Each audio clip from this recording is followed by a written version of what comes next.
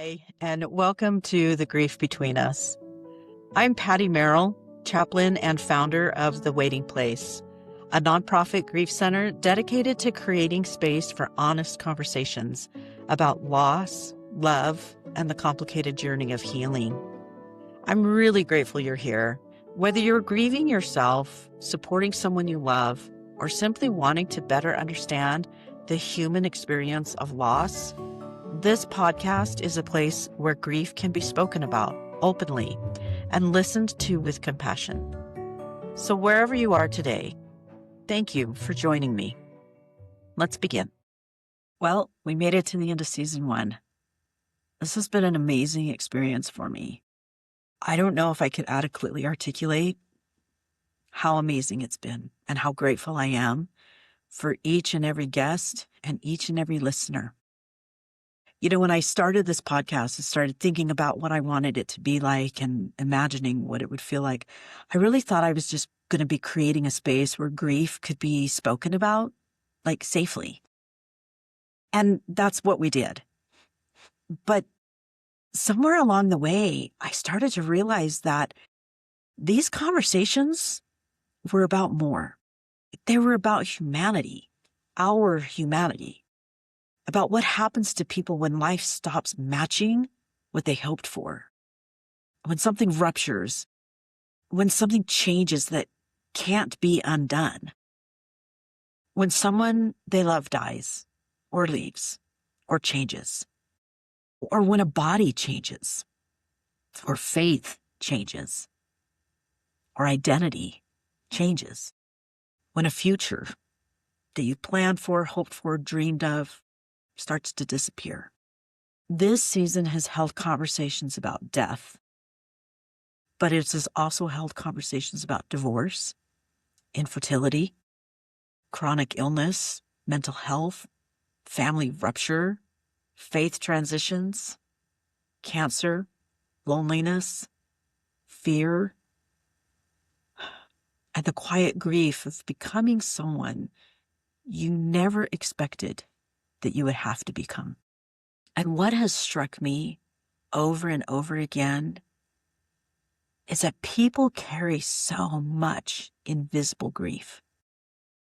So much of human suffering goes unnamed because it doesn't fit neatly into what the world recognizes as loss. And yet, the body recognizes it. The nervous system recognizes it. And the heart recognizes it. I think one of the things that this season changed for me is that it really expanded my understanding of grief even more than it already was. Again and again, people sat with me and trusted me with the tender parts of their lives. And I kept finding myself thinking, of course, this is grief. Like mourning the loss of your family, that's grief.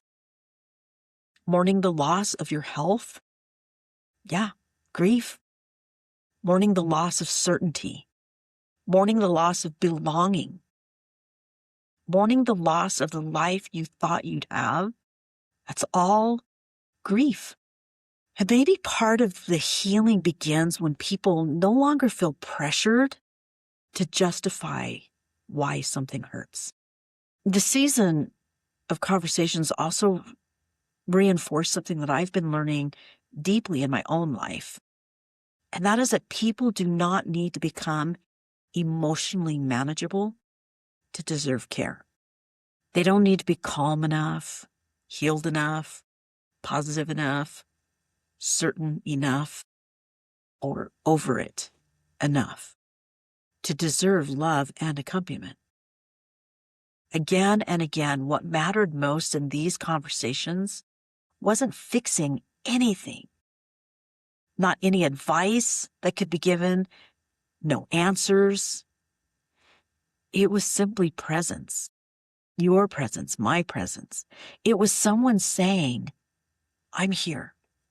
I believe you. And you are not crazy for feeling this way, for hurting. And you do not have to carry this alone. I think about Rob, or the chaplain, talking about those sacred moments when someone finally can admit, I don't know how to do this.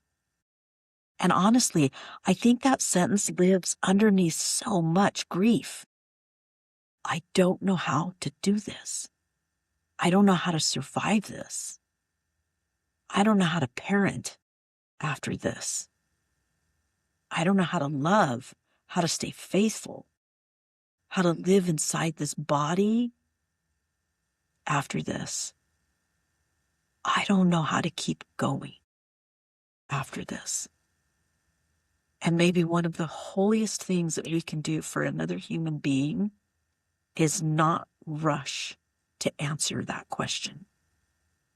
Maybe the holiest thing we can do is simply to stay, to witness, to accompany, to refuse abandonment. One of the things I've been reflecting on lately, just this last week or so, while reading a book called The Choice by Holocaust survivor Edith Eger, is this idea that truth itself can be healing. Not because telling the truth removes pain, but because hiding pain so often intensifies suffering. There's something profoundly freeing about finally naming what hurts. And I think that's part of what happened in these conversations this season. People told the truth, their truth, not polished truth, not inspirational truth, though so much of it was inspirational, right? Not the version that skips over the hard parts, but real, honest, authentic truth. Truth about loneliness, about fear, about anger, about uncertainty. Truth about disappointment, about bodies changing, families changing, about faith changing, and dreams disappearing and changing. And over again, I watched what happened when people no longer had to carry those truths alone. Not because suffering vanished, but because it no longer had to be carried alone. And maybe that's part of why accompaniment matters so much, because isolation can become its own kind of suffering. Another thing I keep thinking about from reading this book, The Choice, is that healing is not necessarily about choosing happiness. I'm coming to understand that healing doesn't mean choosing not to grieve. I think sometimes healing looks more like choosing to remain open, choosing not to abandon ourselves, and choosing not to abandon each other. Choosing honesty over performance, connection over isolation, tenderness over disconnection, whenever we can. And I think every guest this season modeled that kind of courage. Not perfection, courage. The courage to stay emotionally alive even after life has hurt you. And maybe that's part of what made these conversations so powerful to me. Because over and over I watched what became possible as people no longer had to carry their grief alone. Again, not because pain disappeared, but because it was witnessed. It was witnessed by me. It was witnessed by you, the listener. And one thing that surprised me this season was how often people spoke about transformation. Not in some shiny, inspirational way, not in an everything happens for a reason kind of way, but in a deeply human way. Again and again, people described suffering as something that enlarged them. For sure, not something they would have chosen, definitely not something they're glad happened, but something that softened them, deepened them, humbled them, expanded their compassion, and changed the way they see others.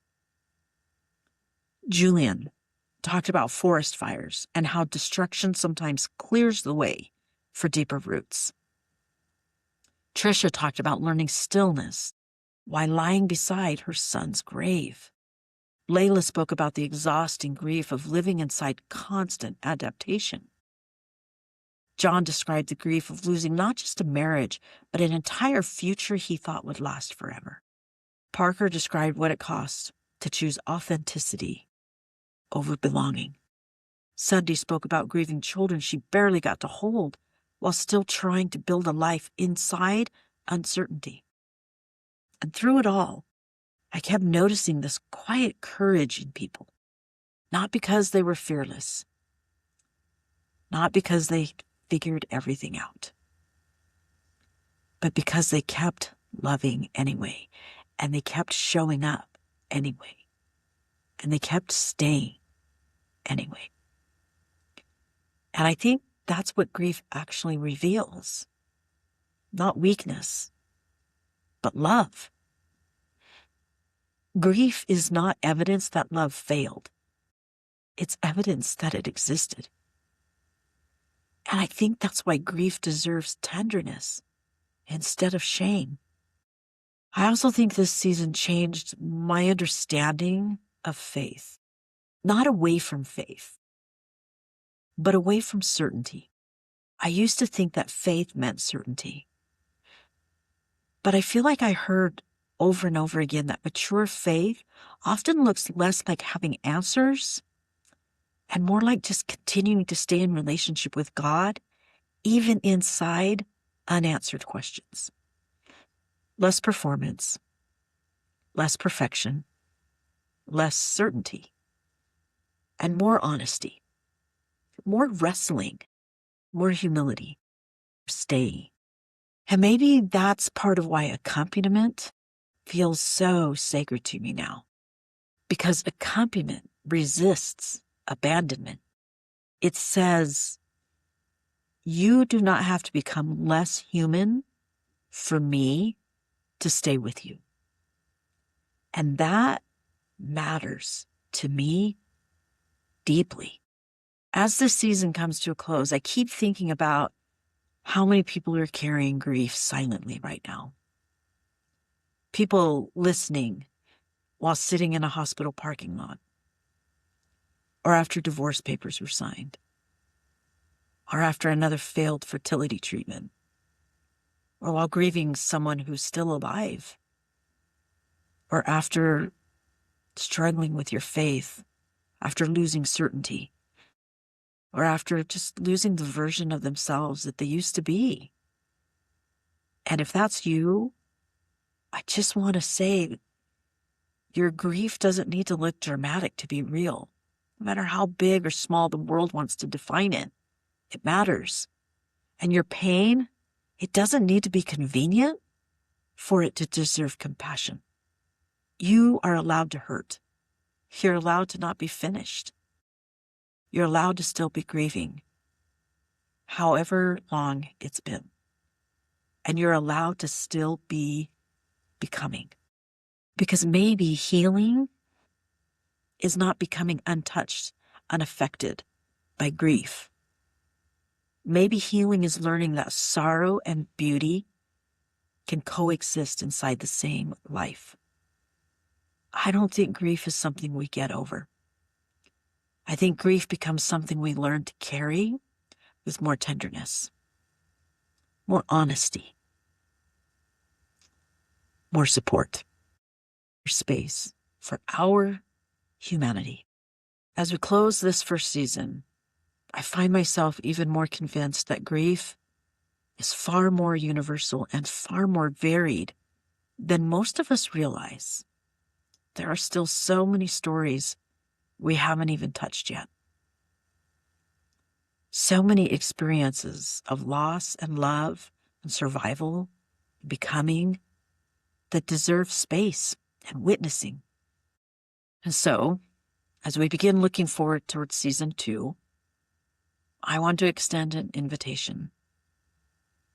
If you carry a story shaped by grief, whether through death, illness, divorce, trauma, faith transition, addiction, caregiving, estrangement, identity shifts, infertility, mental health, oh my goodness, the list could go on and on.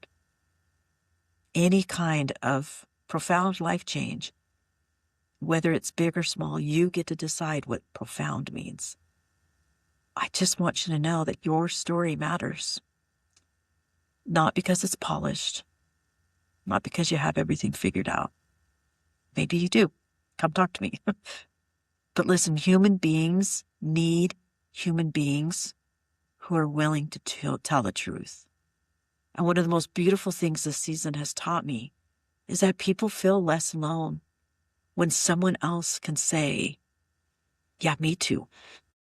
And so if you feel drawn to be part of these conversations in the future, season 2, season 3, hey, who knows how many seasons we're going to do, I would genuinely love to hear from you.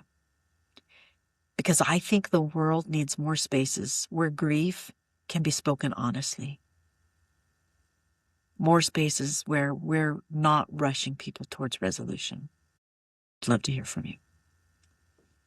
And before I close, I just want to say to every guest who trusted me with your story, thank you. To every listener who stayed with us through these conversations, thank you. And to every grieving person that's listening, whether your grief is visible or invisible, recent or decades old, loud or quiet, thank you for staying. We'll begin again soon. Until then, be gentle with yourself. My hope and my prayer is that you will be accompanied well.